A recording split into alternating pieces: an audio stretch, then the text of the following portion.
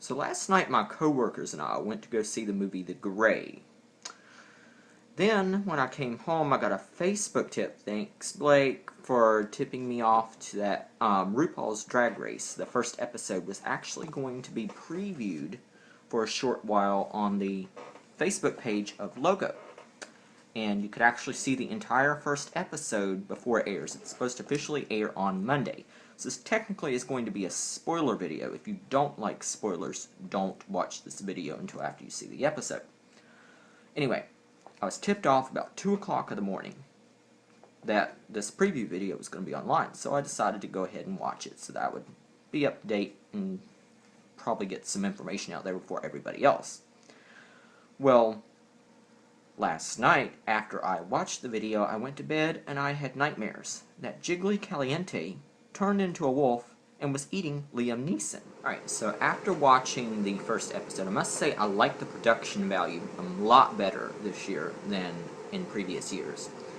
I think RuPaul has been kind of tipped off to the fact that people are starting to get aware of some of the quirks of the show. Like the fact that a lot of people are pointing out that you can always tell who wins the season by the last person who walks into the workroom and when they do their introductions on the first episode. So, keeping that in mind, here is the order in which the queens actually came in to the workroom.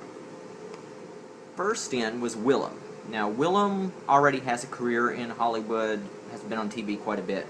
In fact, he even says to some of the other queens who kind of recognize him and says, well, you must have a TV.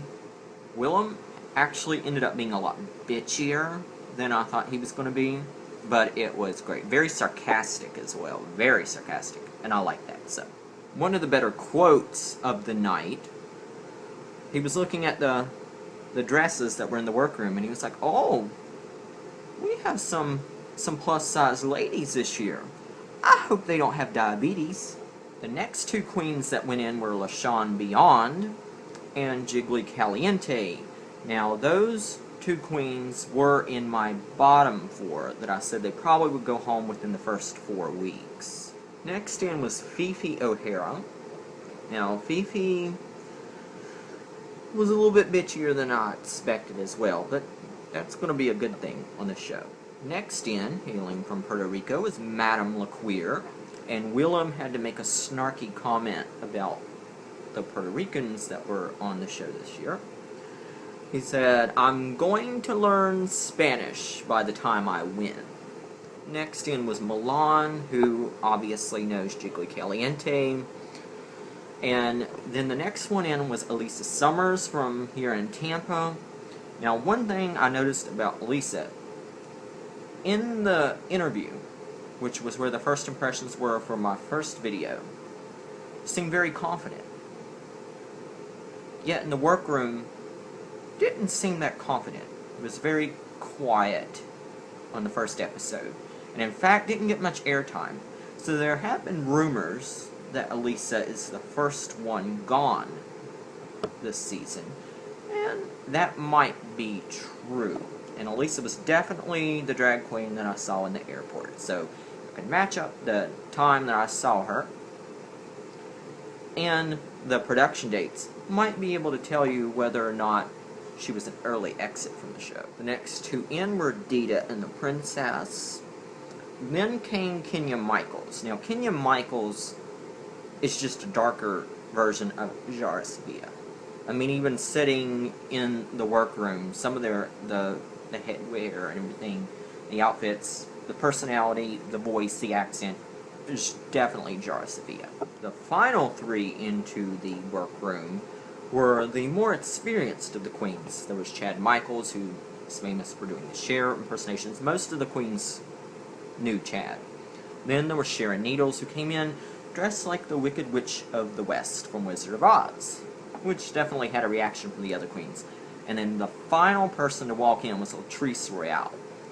Now, if the conventional wisdom is that the last person to enter the workroom is the winner of the season, then Latrice is going to be the winner. I kind of doubt that, but it is quite possible. They played a lot on sympathy in this episode and gave a lot more of her backstory. which RuPaul tends to favor the more emotional contestants.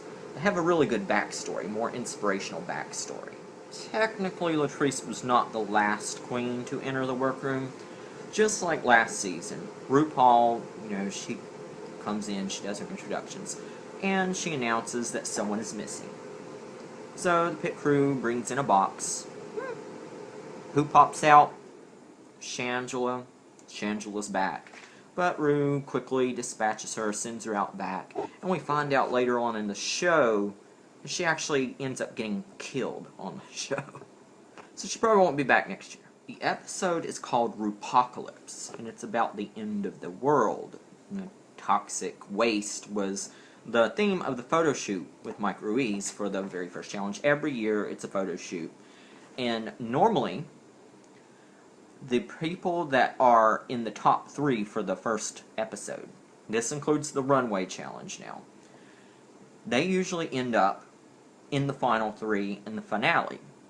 So your winner usually does very well in this first competition. So, here's how everyone did in the first competition. Chad Michaels almost falls. Dita did pretty good. She did a very good job. Kenya looked very good, but she had this weird mouth movement and looked like a frog when she was on this. It's basically a spinning table, and the pit crew is spraying toxic waste, which is paint, onto the contestants, and they're supposed to act like, they're very sexy, doing a good model for the camera. Milan did pretty good. Sharon Needles was pretty good as well. Actually, probably one of the better ones in my opinion. Very funny too. Has a very good personality. Now Jiggly Caliente, one of the bigger girls, she ends up falling right off of the spinner. Right off. Elisa did pretty good. Willem also did pretty good. Willem actually recovered. She was about ready to fall too, but did pretty good. The Princess did good. Fifi did good. LaShawn Beyond almost fell off.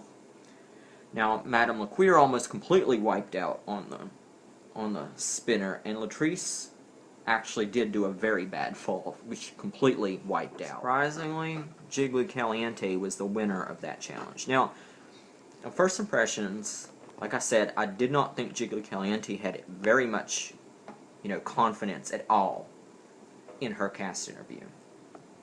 But on the show, she did quite well. She was very, she was very confident in the workroom. She was pretty confident, in that challenge as well, even though she did fall off. She recovered once she was on the ground. And it's also quite clear that we're going to have a Raja versus Shangela style conflict this season between Fifi O'Hara and Willem. Fifi did not like Willem's cocky attitude and brought it up in the workroom after this challenge. Now, Dita was probably the most annoying contestant, telling everyone, "Oh, let's just all get along." I don't think I'm going to like Dita this season. So Ru takes them out to an old, decrepit, run-down roadside motel, where the contestants are immediately attacked by drag zombies. Now, their challenge was to get various pieces of attire, jewelry, etc. off of these drag zombies and take back to the workroom because it's going to be used in the runway challenge. Now, the drag zombies are not attacking them, they're just kind of like stumbling around. And they immediately notice that all the drag zombies are previous contestants from other seasons. So it wasn't just Shangela that came back. Angina came back, Raven, blah blah blah. The whole, past 3 seasons was practically in this motel dressed up as zombies. Now, as you can imagine, this whole setup was just perfect for Sharon Needles. She said some of the funniest lines of the night in this scene. "God, it's like a family reunion. Sorry, sis. No, honey, I'm on your side." And Jiggly was also pretty funny. I mean, was practically wrestling some of these drag queens to the ground to get some of this attire off of them. So once they all got what they needed, they made their escape and locked the gate behind them, but poor Shangela was still left behind. So all the drag zombies proceed to attack Shangela and tear her to pieces and eat her, all the while she's screaming out her trademark line, "Hallelujah!" But once back in the workroom to prepare for the runway challenge. Everyone is kind of confused about LaShawn Beyond's outfit that she's going to put together. She's smashing a globe apart to get the two pieces of the globe that probably she's going to use for her hair. I mean, it was very weird. No one really knew what she was really doing, and she didn't even know what she was really doing. Again, like in my original video about her, and the reason why I said she would be gone in the first 4 weeks, she didn't seem to quite grasp the concept of Rupocalypse. She couldn't even pronounce it, so she didn't really know what she was doing for this challenge. Now, I'm not sure if they shortened it and edited it for the preview, but RuPaul only really tells us what he thinks about, I think it was 6 of the outfits as they were being designed. The princess, Ru wasn't very impressed. Sharon Needles, RuPaul expressed concern about her outfit. LaShawn Beyond totally was not impressed with the globe. Didn't even really see where it was an end of the world type concept. Jiggly Caliente, RuPaul did not see a dress at all, just saw a bunch of garbage. There were like red siren lights on her shoulders, so it did not look like Jiggly Caliente is going to do very well at all in this first challenge. She may have won the photo shoot.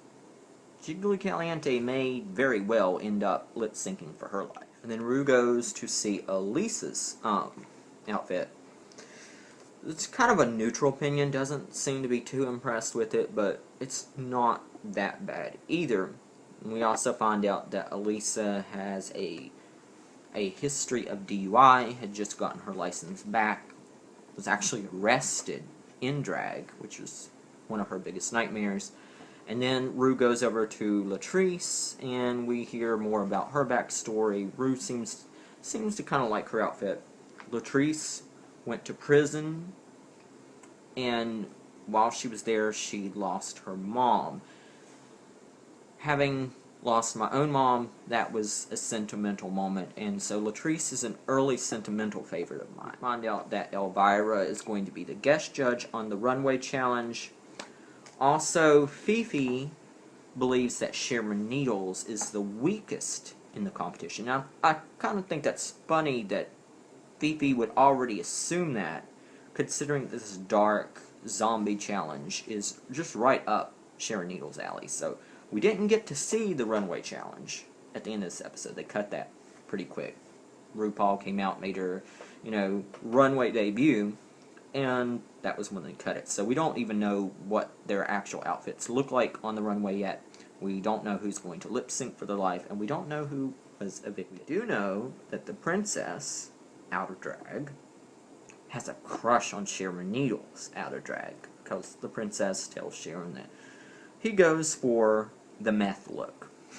Now, even though in the preview clip that was put on the Facebook page, we did not get to actually see the actual runway challenge itself, I think we can make some predictions here. I think Sharon Needles will do very well because, obviously, it's a zombie runway presentation, and that's right up her alley. So, if that is true, we can possibly expect to see her in the finale because everyone that has won or been in the top 3 in the first episode always ends up being a runner-up or in the top 3 in the finale. So, I think Sharon Needles will do quite well. I don't think LaShawn Beyond will do well. I said in my original video that I thought that, she might actually go home the first week or within the first 4 weeks. I think that's quite possible here. Jiggly Caliente, her outfit was horrible, according to the others and also to RuPaul. Had big siren things on her shoulders, and I don't think it's going to work. So she might end up lip-syncing for her life. The princess was told by RuPaul to change her outfit. Now, if she changes it well, she might actually slide through, but she's also in danger of going home. We didn't see much of Elisa Summers or Madame LaQueer in this challenge. We didn't really get to see much of their outfit at all, so it's up in the air. The rumor is Elisa Summers goes home the first week. That's the rumor on the internet. I don't know. It's possible. We'll just have to wait and see. Monday, I will do another video after the episode airs and we see the outcome, and I'll come back and see if my predictions were correct. Until then, see ya.